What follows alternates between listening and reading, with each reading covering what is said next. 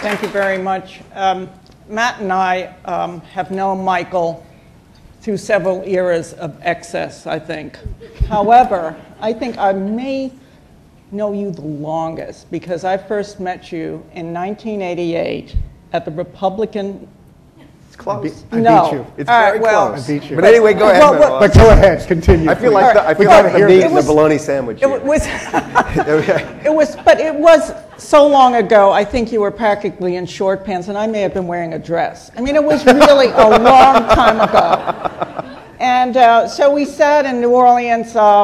It's kind of incredible to think that the Republicans would be meeting in a city like New Orleans as a platform for the faithful today. But so there we gathered, and we talked not about mergers and acquisitions, not about Mike Milken, but about the early Renaissance, because Michael had actually majored in art history. And so we talked about Donatello, the topic of his thesis. And I don't mean the Teenage Mutant Ninja Turtle, I mean the real Donatello. So now that you're rich and famous, and it's a lot of decades later, did you ever buy a Donatello? I took initially kind of a wrong turn out of college. It was perceived as a career disaster to have majored in art history at Princeton. I was the only person who was not a preppy girl from Connecticut who majored in art history. And I actually thought, I didn't think I was going to buy Donatello. I thought I was going to be an art historian. And my thesis advisor basically told me that it wasn't going to happen. It was good of him. He said basically it's going to be a depressing career for generations, and don't go do it. But it's funny because even back then, I was probably still passionate about Donatello. I had my knickers in a twist about art history still. My first job out of Princeton was working for the Wildenstein Art Gallery. I was the stock boy. And my job was to carry the works of art and put them on the easel for the rich people when they came to see them. And it had many moments of distinction. I think my high point was when I dropped a Franz Hals. I put it up too up and down. It kind of went down and collapsed and frightened the feet of Thomas Hoving. Yeah. It was like, yeah. But Franz, who was always drunk, would have appreciated that, right? Yeah, but it never, when I met you, by that time I had worked at Salomon Brothers, and I had started to kind of transition into something else. But the answer is no. I don't buy art. Actually, what do you buy? I don't have the collector's that gene. My father has it. My father was the chairman of the Smithsonian's African Sculpture Museum, and has a world-class collection of African sculpture. And I think having grown up around someone with that magpie instinct, my instinct has always been the opposite, to purge. I just don't want the stuff around because it starts to own you. You start by owning it, and then it owns you. But I've never been a collector. You know, when you went to Salomon Brothers in London, you actually, under a pseudonym, wrote a story that was titled something like "When Bad Things Happen to Rich People." Correct. Now, so my question is this. Have enough bad things happen to rich people? No, in fact, this is we ought to just come clean. So this is the relationship here. I met Manuela when the Wall Street Journal's op-ed page ran some of the first things I ever wrote. And Matt, are you going to tell it or can I tell it? So Matt, when I was at the Salomon Brothers trading floor in London, I was regarded as the presentable wing. So that if there was some social interaction to be had with the outside world, I would sometimes be wheeled out to have it because some of the other people just weren't equipped to do that. When dignitaries came through, they would often sit them with me, and there are two that have stayed with me ever since. But for the first person they sat with me after I got there, because they didn't want to sit in with anybody else, was Mervyn King, who was a professor at the London School of Economics, and happened to be my tutor at the London School of Economics, newly appointed to the to a financial oversight committee. And he was wheeled in to learn about how financial markets actually worked. A year earlier, he had been teaching me, and then all of a sudden he's sitting with me to teach him how financial markets actually worked. And after about half an hour of watching financial markets actually work, he turned to me and he said, "What are they paying you to do this?" And I told him, and it was already more than any professor at the London School of Economics was paid. And he said, "This is criminal." He said, "This shouldn't be allowed to happen." Next person through is Matt Winkler. Matt Winkler is a reporter for the Wall Street Journal at the time, working on a massive piece about how the U.S. Treasury market now trades 24 hours a day. And there's a reporter in New York doing the New York end, and Matt's in London, and there's someone in Tokyo. And they put Matt with me. And people were so contemptuous of journalists. It was regarded as, it was regarded as menial labor for me to have to sit with him. And they wrote a very good piece. And then Matt, I leave Salomon Brothers a year and a half later. Matt calls me up and says, "You ever hear of Mike Bloomberg?" "No, I've never heard of Mike Bloomberg." He said, "He used to work at Salomon Brothers too." This is one of the themes here, is that everything that ever happened in the world came out of Salomon Brothers. And he says, "Well, Mike's got this thing, this like infamy, he's going to compete with Reuters or Quotron, whoever it was, and we're going to create a news service on the side." And I said, yeah, sure you are. And he said, "Well, let's just talk about it." And we started to talk, and I became his first columnist, I think, among the first columnists. Absolutely. But I never really believed this. I couldn't believe that this kind of thing. It is amazing for me coming back here every time, because I feel like it's like a very famous person you met when they were in diapers. Because I met Matt when he was in diapers. And it's amazing what he's built. But I go back with both of them. They both intersected with me at that point when I was just ceasing to be a financial person, which I was briefly, and becoming a writer. Well, speaking of famous people, you got President Obama to show you his favorite place in the White House. Among other things. And share his chagrin with the 24-hour news cycle in this marvelous piece that you just published. What did you find most surprising in your meetings with President Obama? That I was having them. I mean, I would give you how this kind of an explanation of how this went down, because I still find it very odd. On a whim, last November, and I was just sitting in my computer one day thinking, I've just published this book, Boomerang, finished with the book tour, knew I didn't really want to write a book this year. I was going to write a couple of screenplays. What would be a fun magazine piece to do? So, boy, it'd be fun to go hang out with the president. So I got Jay Carney's email, and I sent the press secretary a note, and I said, there used to be a kind of journalism that could be done with the president. John Hersey, who I greatly admire, an old New Yorker writer, wrote a series about Harry Truman back when Truman was in office, that he published as a book called Aspects of the Presidency. But it was very simple, plain, and straightforward, the sort of thing my kids could read and be interested in. It taught you what it felt like to be president, and gave you a real sense of what Harry Truman was like. And the thing opened, with Hersey meeting Truman at his front door in the morning and going for a walk along the Potomac, basically with one security guard in the distance behind them, coming back and going to the White House gym and sitting in saunas naked together, kind of thing. And it was that kind of a simple, it was two guys hanging out together. And I said, wouldn't it be fun to Jay Carney if I could take Obama and do the same thing, just two guys kind of hanging out together. And I thought, well, let's see what happens, right? But it was like fishing without a lure. I mean, I just didn't really expect to catch anything. The next day, Jay Carney called me back, and he said, we really might like to do this. And I said, who's we? And he said, he really would like to do this. And I said, well, how does everybody else at the White House feel about it? And he said, we really don't want to do this. And he said, but since he wants to do it, we really should talk. Come to Washington, meet the people around the White House, and let's just see how it goes. In January, 6 weeks later, I went to Washington to have a kind of what amounted to a Goldman Sachs job interview. being toured around the White House to meet all the famous people around the president without any plans to meet the president.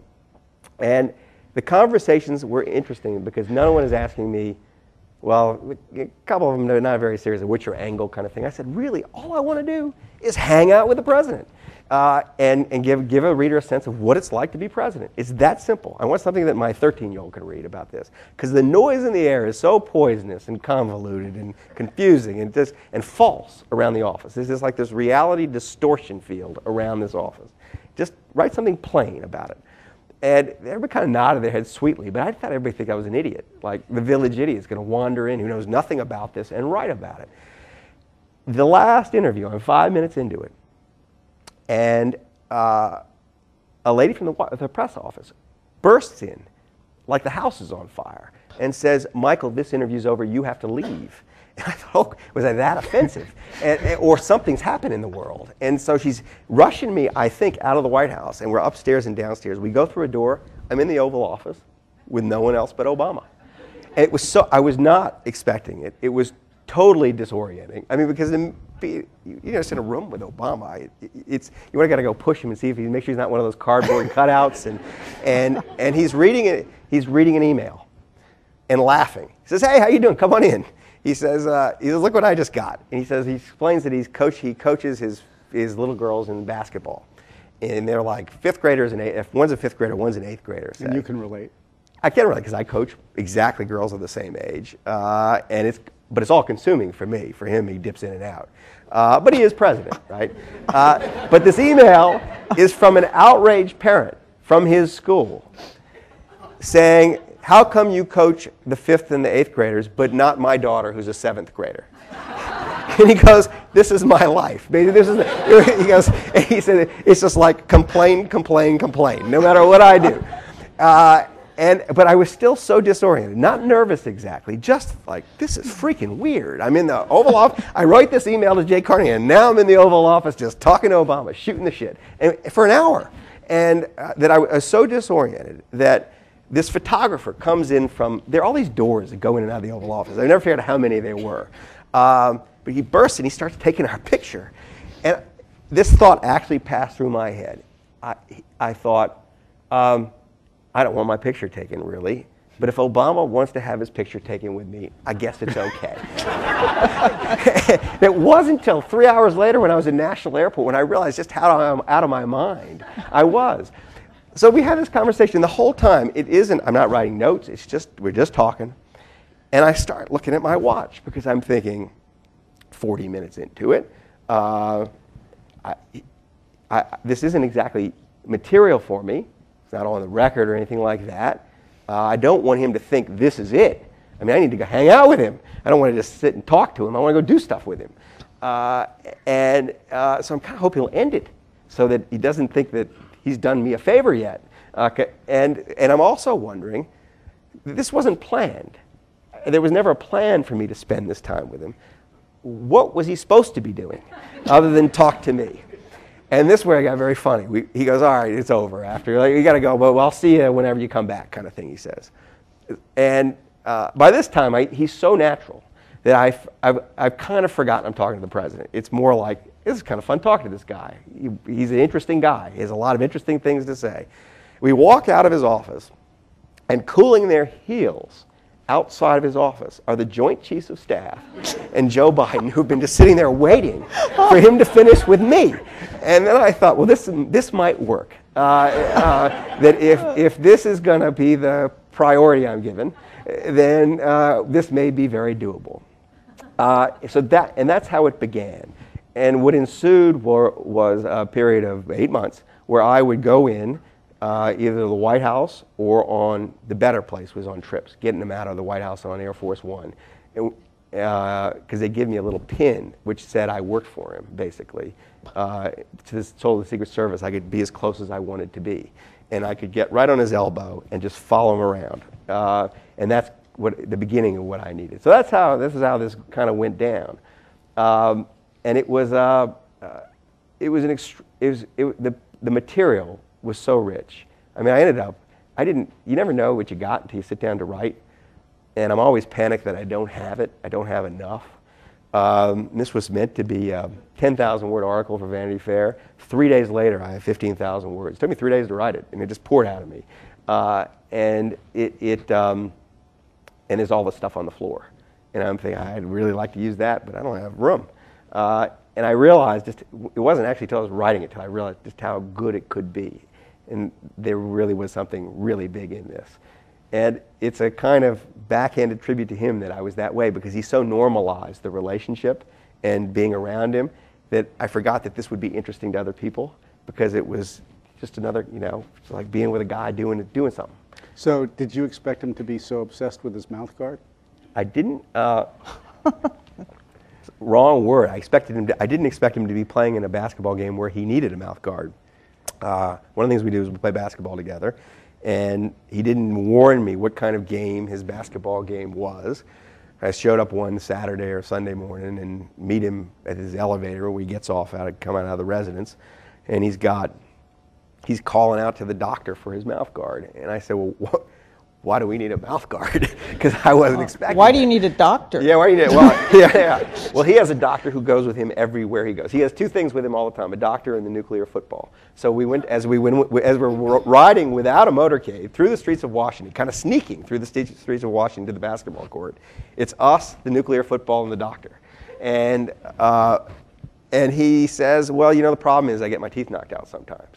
He starts showing me teeth that have been knocked out. And he said, I got 16 stitches once and from this game, and the election's coming up, and I don't want to have no teeth when I'm campaigning. And that seemed reasonable to me, but I just still didn't understand why he would be playing in a game where you might get your teeth knocked out. And in fact, the game is a game where you might get your teeth knocked out. It's that kind of game. So it was shocking, and at first actually a little unpleasant, because I was expected to play in this game. But you did play. I did play, but I didn't belong in this game.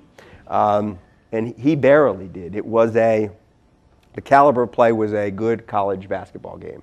There were a number of players who were not far removed from Final Four appearances. And they were, guys 6'7", 6'8", and they could, touch the top of the backboard. And they play together 3 or 4 times a week. They're playing all the time. And it's a game that moves very fast. And he has played in it enough, and he's just good enough that he fits into it. He's actually good enough to function.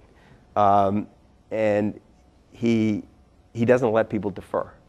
He really does function. They play him like they play everybody else. They exploit his weakness when they can exploit his weakness. They ignore him when he's open, all that. I was not ready for that game. I was never in my life ready for that game. And he saw this instantly. He probably should have seen it well before he said it was okay for me to play basketball with him. But he said, after I shot around a little bit, he said, we'll just sit you on the bench for a little while till we get a lead. And I thought he was joking, but his game was not a joke. He was completely serious. He wanted to win, and he wasn't going to win if I was on the court with him, especially. And so off to the bench I went. It's very funny. The end of our relationship, the end of our interaction, when I was finished with the reporting, I was on Air Force One, and we landed in Dulles.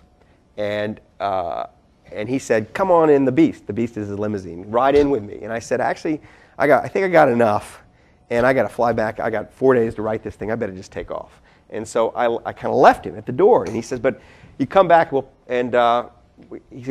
come back after you're done at some point. And I said, and he said, we won't. He started to say, we'll play basketball. And he said, I don't think we're going to play basketball again. He goes, but what else you play? And I said, well, I play tennis. And he says, any good? I said, yeah, I used to be pretty good. He goes, well, good. I was in the Hawaiian State Championships. I said, oh, Christ. This is going to happen all over again. We're going to have to get all the way to bowling before I can be in anything. But he lusts for competition. And I didn't give him very much in the basketball court, but he's looking for maybe other opportunities. So is this going to be a series? When I first started doing it, I thought it's probably a book. It could be done as a book. But the nature of the enterprise when you're reporting the president, even when you have the privileged access that I have, or had, maybe still have, I don't know, is you wait around a lot to get a little. So even if I mean, I might be able to trail around behind him for a few days, but that is in the end, what I get out of it is an hour alone with him. And you need a lot more of that. And so I couldn't do it. I couldn't do it in 6, 7, 8 months. So I gave up the idea that it was a book and just focused on the magazine piece. But there is a way, the way the piece is framed, it's around a single decision. And it's a foreign policy decision. It's the decision to go in and spare the lives of hundreds of, or tens of thousands of Libyans, if not more. And it would be a way to do it where you just took other kinds of decisions. It's sort of like a tapestry of the sort of decisions, and not necessarily policy decisions, the sort of decisions a person has to make when he's president, and loop them together. But it would require a great commitment from him, and you know, I may ask him, but I'd be, you know, a little surprised if he was willing to do it, because it would be a big chunk of time. Well, we should watch this space then. Well, I think that there's a possibility that I'll come out with something longer sometime down the road. Now you're working on, finally, the screenplay, the movie, Liar's Poker, right? I basically finished it. You finished I've it. got So- I've got to hand it into the directors next Tuesday. Okay. But See, yeah. you once said that this was intended to be a worm's eye view of, I'm paraphrasing, rampant excess, That is exactly what I said. recklessness, Right. exploitation of financial system by money men of Wall Street. Me. You even confessed Yeah. to duping an Austrian banker at Credit Anstalt into buying AT&T bonds that were at a really inflated price. I know this, by the way. He didn't identify the person, but I was talking about the book. I disguised him. He's called Herman the German. Yeah, well, I was talking about the book with him. Didn't know it at the time. With Herman the German. And he said, what do you think of Liar's Poker? And I said, well, you know, I know Michael Lewis, but I always wondered about that anecdote about, you know, the banker at Credit Anstalt who bought all those bonds Michael sold him that were at awful prices. And he said, that was me. And he went to work at J.P. Morgan after he was fired. I cost him his job. You cost him his But job. it was more out of ineptitude than venality. I The didn't know what I was book doing. became an inspiration for a generation of men to go to work on Wall Street and create all that toxic debt that you then wrote about in The Big Short. Yeah. So, I'm creating my own material. now that you're once more with feeling, Yeah. this time as a movie, do you think the reaction's going to be different? Probably not. Probably not. It is really interesting taking a book and turning it into a movie. It's been a wonderful exercise. I have collaborators, the Warner Brothers, and it came about kind of accidentally, like the Obama thing in a funny way. Warner Brothers had asked me in for a kind of salon to talk to them about what I did. And at the end of this salon, they said, "You have any advice for us?" I said, "You're fools not to have made Liar's Poker. 'Cause you can make it now as this period piece. It sort of explains what happened, but it gives you the origin. It's like seeing tracing the Mississippi River to its source." And I walked out of that meeting and got a call from my Hollywood agent saying, "You just been hired to write the screenplay for Liar's Poker." And I wasn't pitching me doing it, but to do it, what's interesting is it's such a different form. The closest thing on the page in literature to a movie is a short story. It really is it's very compressed, a movie. And it has different demands. The form has different demands. And so I watched other screenwriters do these things with my books, with The Blind Side, Moneyball, both badly and well. I mean, I watched different drafts and things. But they were always trying to do the same thing, essentially break it and remake it. You had to break it first to remake it. So breaking Liar's Poker to remake it has been fascinating. And seeing what's left after you take the sledgehammer to it. And it's, what happens is, and I don't know kind of how it happened, but it did happen. The moral center, such as it is, of the book, is me, simply because I'm the teller of the tale, right? I'm there with the reader the whole time. in the movie, the me, and it's true to life, but it's a different kind of version of what really happened, is a character who walks into a world that's changing, and there's an older character, and I'm not going to spoil by saying who it is, but it's a real person who represents the Wall Street past, and another older person who represents the Wall Street future, and I am pulled between the two. I'm taken from one place to the other in the course of the story, and you get the same effects, the same humor, a lot of the same stuff, but it's sort of like told in a different way. Anyway, it's been an interesting exercise, and what makes it real, not just me alone sitting in a room dreaming up a screenplay, is that Warner Brothers put me together with these wonderful directors. A team, two guys named John Requa and Glenn Ficarra, who I like them best for a movie they did called Bad Santa. It's the most darkest Christmas movie ever made, these sort of high bars of cynicism never before, touched in Hollywood and not since. But their most recent was Crazy Stupid Love. They're very good. They really know how to write. They were writers, and so they've sort of guided me through the process. And we worked together on the thing. I wrote it, but if there was their names probably should be on it too. They've been that helpful. So we should be sort of alarmed if you say we're going to have a whole new generation of toxic depredators.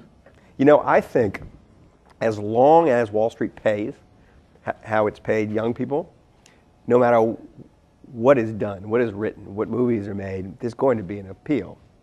The money will drive the process. The south side of Wall Street seems to be undergoing such turmoil right now that may go away on the south side. It may be that the version in the future is lots of little hedge fund guys, 24-year-old hedge fund people running around. But this business of the larger point, you can't predict the effects of what you write, is really true. You write a book, but the reader reads what they want to read. And if the book's any good, you leave them the room for that, to have that experience. This Obama piece that I just did, I obviously like the guy. I mean, I found him impossible not to like. He's just a kind of great guy to hang around with.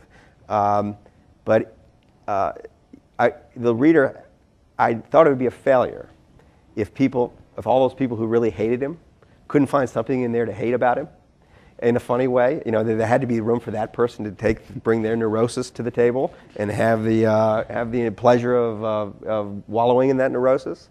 And the first thing that happened with the piece is Rush Limbaugh picked it up and started spouting about how it showed how horrible Obama was. And I thought, I did my job. That people can see what they want to see in the thing. You leave this kind of reader-size hole in a narrative, and that was left in Liar's Poker. And a lot of young readers walked in and they turned it into essentially a how-to book about Wall Street, how to get rich on Wall Street. Michael, the last time we talked was when you published The Big Short, and I was going through that interview, and you said you were really optimistic about reform. I was. And are you still? Yes, but it's going to take a long time. I think I said that at the time too. I felt that if you look at the historical precedent for this financial crisis, the closest thing is the crash of '29 and the Depression. It took 4 years with a depression to generate the political will to reform the financial system. Glass-Steagall took 4 years to get to, and that was in a much simpler time. And it was a time where the political heat was turned up because the misery was so much greater. The Federal Reserve has gotten better at numbing the pain, the consequences of a financial collapse. So the political pressure is not nearly so good. If we were living with 20+% unemployment, I bet these banks would already have been broken up.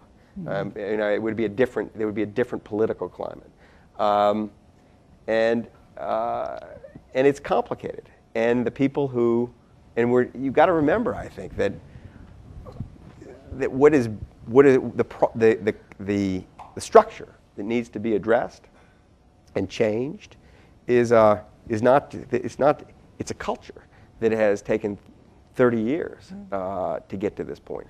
Unwinding it may take some time. It's moving. You can see it moving by fits and starts in another direction. It is less fashionable on the Princeton campus to go work at Goldman Sachs than it was when I was coming out of Princeton.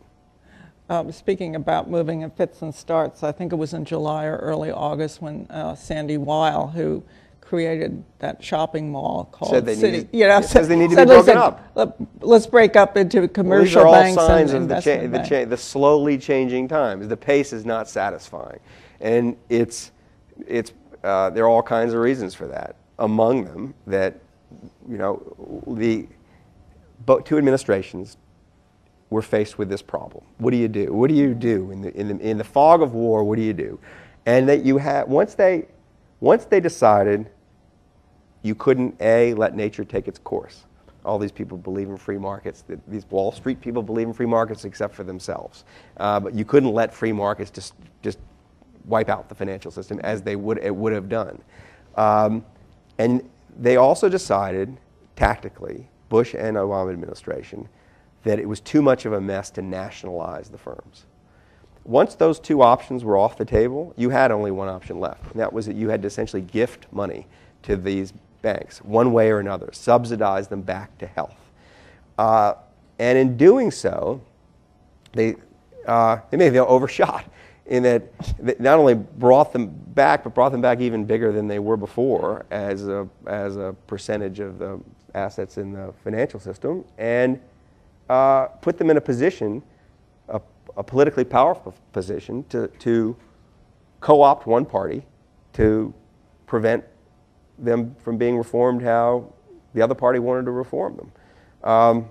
There's stories. I haven't read all the literature about the financial crisis. I read bits and pieces. It's voluminous, but I haven't read the story that explains to me how the Tea Party became anti-Wall Street reform.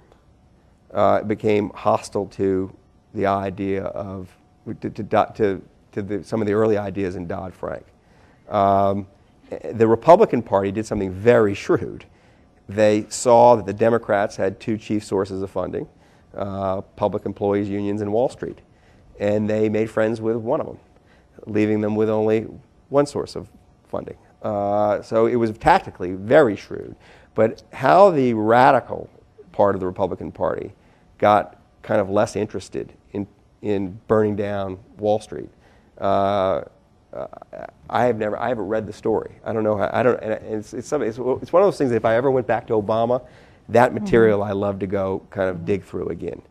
It must befuddle him to think that he's presided over an extraordinary boom in the stock market, and yet is loathed by the people who It's a very odd presidency, isn't it? Yeah. It's a very odd presidency. It's very odd the stock market has doubled and he's regarded as a socialist. It's odd that he has been, given what he could have done to big Wall Street interests and what he actually did, that he's as reviled as he is on Wall Street and regarded as so hostile to Wall Street. And I think that, when it's in the relationship between the two, the president and Wall Street, sometimes I feel like Wall Street is in the role of like someone who's been captured by the enemy and is afraid they're about to be tortured in really nasty ways. And so the minute they go to like put the bamboo slits under the fingernails, before it even gets in there, they start screaming bloody murder to suggest they have very low pain tolerance and therefore it wouldn't require much pain to divulge all their secrets. So please don't torture me anymore, kind of thing. It feels like that a bit. It doesn't feel like genuine pain. It feels phony. The public response to the way Obama's been.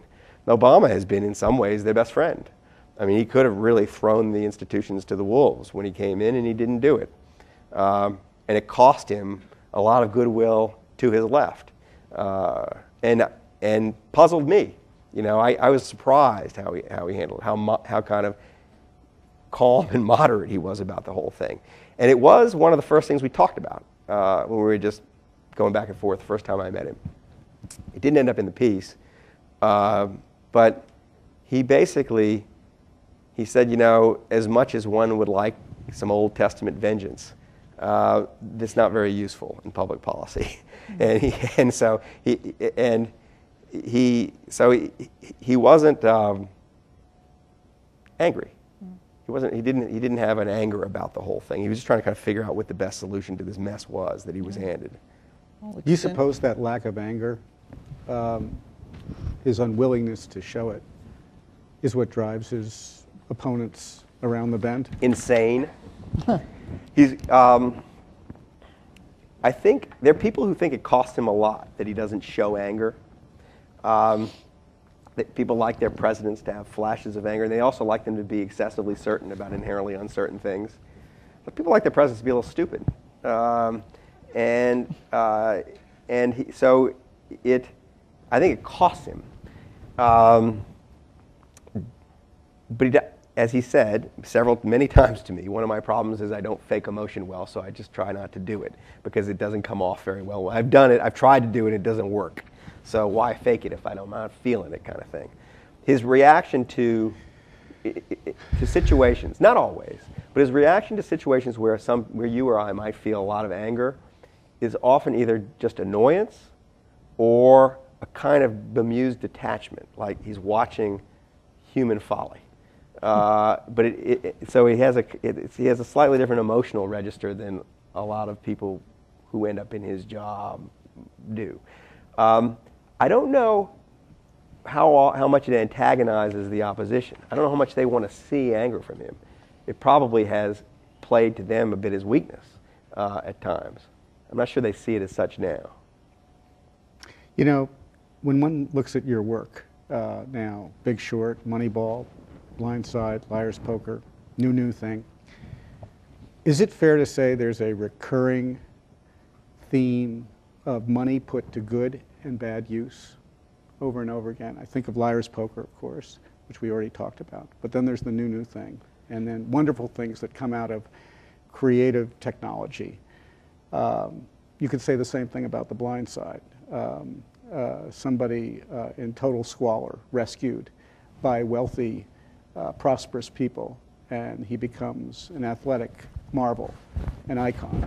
And then, of course, The Big Short, which is about as biblical as it gets.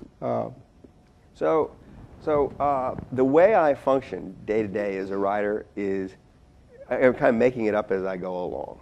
It's haphazard. There's not a master plan, and I don't see a great theme to my work. I just follow my nose and be careful not to write about anything I'm not really interested in, because I know it'll be bad if I'm not interested in it. My editor, Star Lawrence, is in the audience. He once said to me that the theme in your work, and I think this is the closest I've got to agreeing to someone, when someone starts with that sentence, to agreeing with how it was finished. He said it's always about markets. You're writing about markets one way or the other. And I think that's true. It's how markets do and don't function. And markets are not ideological. No, it's just a neutral. It's not. I hate markets or love markets. It's just the wonders of markets. So let's take a book that's not obviously about markets, The Blind Side. How I framed that in my head right from the beginning is how the market value of this kid changed. He went from being valueless to being enormously valuable. And I was really interested in all the forces that affected the value of this homeless black kid on the streets of Memphis, including the acquisition of a mother. And so I do come back to that in my head. And why that is, I don't know. But if I had to guess, it's because I was raised in a failed culture that I loved.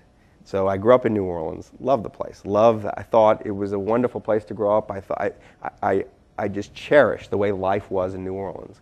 But New Orleans, you were reminded over and over again, was a failure. So how could that be? It was a market failure. If markets were so smart, why was this so great? Why was it pronouncing this so awful? So I think there was a bit of that. And it wasn't just an impersonal relationship to the city, but to individual people who were wonderful people, but who were market failures. And I could never square that. I couldn't accept that was failure. So it makes me question markets a bit. But I didn't think of it that way as a kid. But as a grown-up, you start thinking of it that way. So, just coming back to something that you pick up over and over again, Moneyball, for example, relative value. It's all about relative value. It's all about figuring out relative value. Yep. And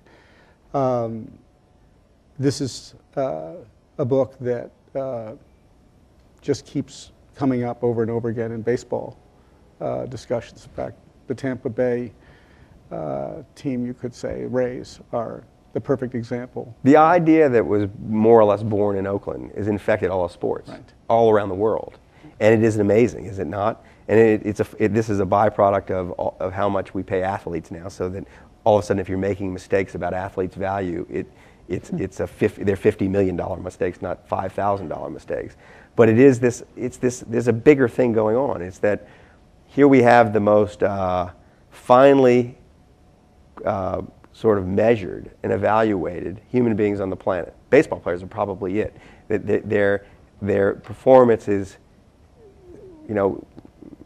supposedly it's reducible to these statistics, and everybody think they know what a great baseball player is. And this has been going on for 100 years. And if that person can be misvalued, so badly misvalued that the Oakland A's can build a winning team out of rejects, who can't be misvalued. So it's about this subject again, how the marketplace values people. And if it can screw up in this market of all markets, what market is it not screwing up in? Markets where people are much harder to value. So, I was thinking we should have some questions from you. And then the doors will open magically and there will be things to drink. Please, Christine. Hi, I'm a great fan of your work. Christine Harper here, Bloomberg. Hi. So I'm just curious, You.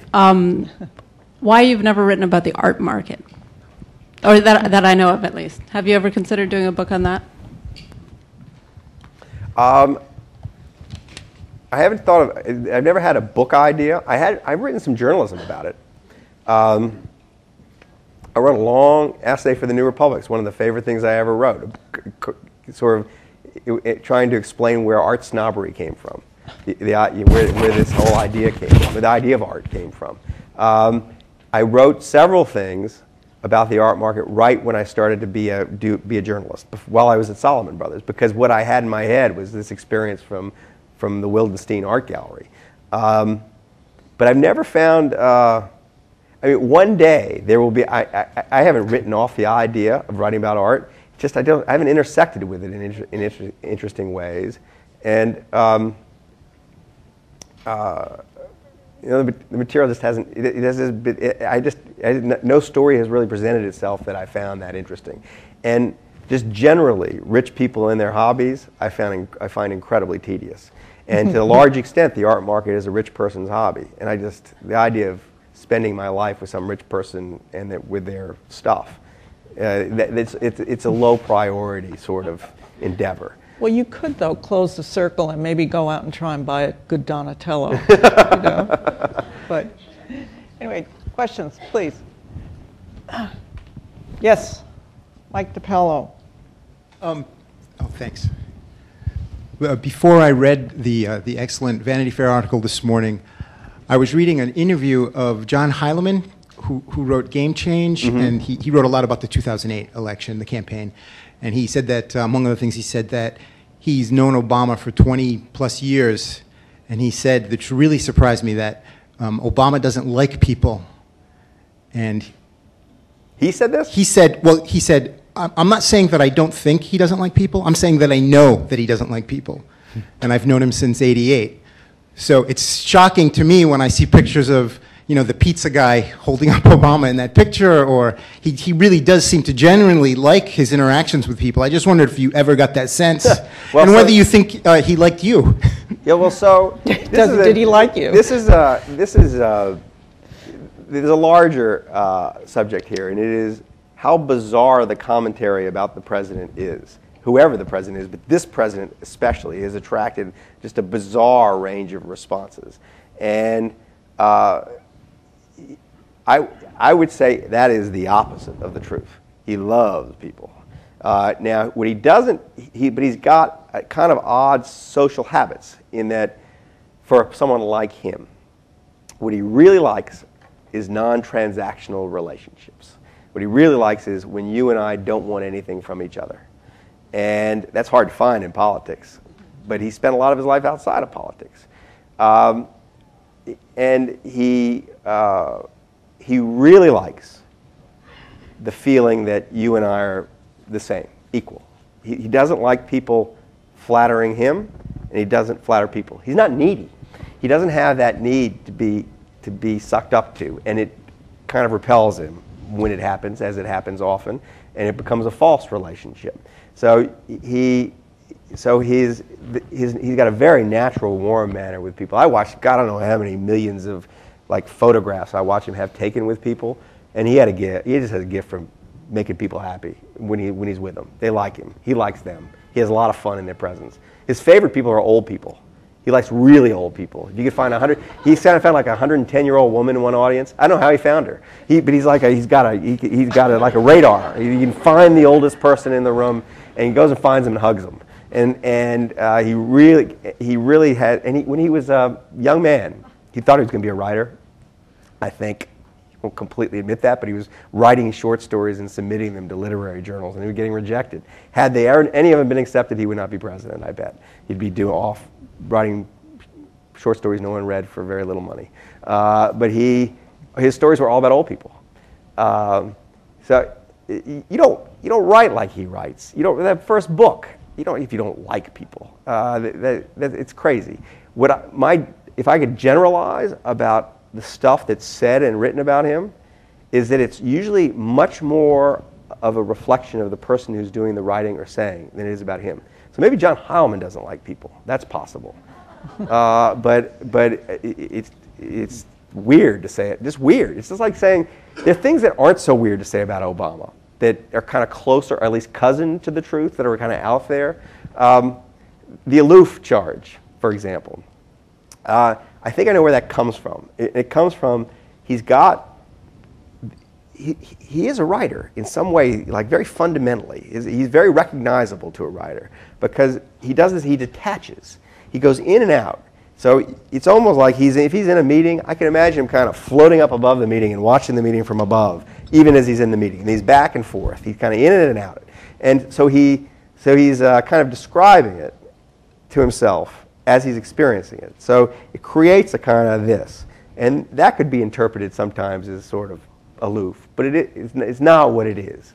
But this kind of, he's cold, and that's bizarre. It's just bizarre. He's a warm character. Spends half his life laughing. I mean, he's a very happy, warm person. Yes, over here, please. Hi, my name is Loda Johns.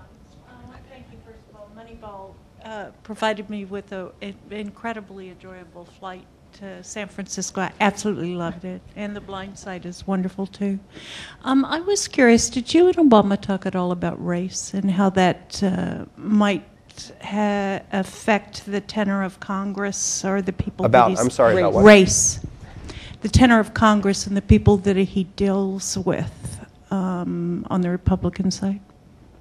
We never talked about that. I never talked to him. Isn't that odd? But race just didn't come up. It's not in the room, really, when you're with him, oddly. It doesn't feel like it's in the room. He doesn't bring it into the room. But it's everywhere at the same time. He's got Martin Luther King's bust in his office. He's got the Emancipation Proclamation on his wall. But it's not I'm sure if you got him in a private moment and wanted to talk about this, he's not quick to say someone's being racist. I don't think that's the way he thinks generally. I think he thinks, when he's thinking about his relations with Congress, he's thinking that the opposing party adopted a strategy very self-consciously to oppose anything he advocated. So to the point, on an almost absurd level, that if he got up and said he was pro-life one day, they would flip. And become pro-choice because he was for it. They had that kind of a very strange zero-sum approach to the world that he encounters only in the Russians in foreign policy. Republicans and Russians are the two groups in his life who think if he's for it, they're against it. They don't know why, except he's for it. But I don't think he's thinking race is there. Where I see race, the only time I've ever seen overt expressions of racism, and personally, with Obama's down in New Orleans. There's a strain of white New Orleans that say things I can't believe that people are saying. There's obviously a lot of that out there. He's probably really smart to basically try to pretend it isn't, and it will kind of fade, I think, over time. I think it will, but it will die off. You're probably more likely to have that feeling if you're older than if you're younger. So it didn't enter into our conversation. I have no particular insight into attitudes to a black president by members of Congress. You know, in your last point, Kennedy, the historian at Stanford, when Obama was inaugurated, said Obama will be the first and last black president. And what he meant by that was like, yes. What you're talking about. Yes. People stopped seeing the race. Who wrote the piece in the New Yorker about how Michael Jordan was no longer black? Once he became so successful, he became white. It was Gates, Henry Louis Gates may have written that piece. It was an interesting piece. It was true. And I think there's some truth to that. We'll become less self-conscious about it. It's amazing to me what this man's ambition is. That if you were going to go at Obama, go after his ability to do what he really wants to do, what you would attack is the scope of his ambition, because it's enormous. He's trying to change the air we breathe. And he's done it himself by being a black man who got elected president. The effect just that had is incredible. You can't put your finger on it all the time, but you know it's incredible. But the Libyan decision, the decision to go in and save these people in Libya, he's trying to change hearts and minds, and he knows that is a very long game and a very messy game, and it may be a dumb game. It may be a game you're never going to win, but that's the game he's playing. It's a very kind of meta game. Mm-hmm. Back there in the red? What did you think of the First Lady and their relationship? It amazes me that people can write whole books about their marriage without ever having met them. That just blows my mind. It blows my mind. Or that you'd even want to. That's the most amazing. I'd never met her. When he took me into the residence, he took me into the residence and to show me his favorite place in the White House, the Truman balcony. And he did it kind of on the spur of the moment. And I could see that the minute he said, "All right, let's go," this other kind of expression crossed his face, and it's the expression that crosses my face when I drag someone home without telling Tabitha, without telling my wife, and she's going to be pissed. She doesn't want it. And he's thinking, man, she's going to be pissed that I brought him home. They just don't do that. They have this private space. And she was out of town. She's in Alabama, but her mother was there, so she was going to get a full report. And so I sensed, this may be me projecting, but I sense he's a little afraid of her, still, a little afraid of her, just that much. Then that's very healthy, and that he needs to be married to someone who's not his biggest fan, and that's healthy too. Who's not just celebrating him, who's just calling him on stuff. And I sense probably this is pure guesswork, but that's probably going on too. But it feels like a real marriage, totally real marriage. It feels, the kids I did meet, and that felt just like, it reminded me of our house. It just felt real. He is very active in their lives, and I'm sure they got their problems. How could they not? But I'm not sure exactly what they are, but I'm sure it's fraught.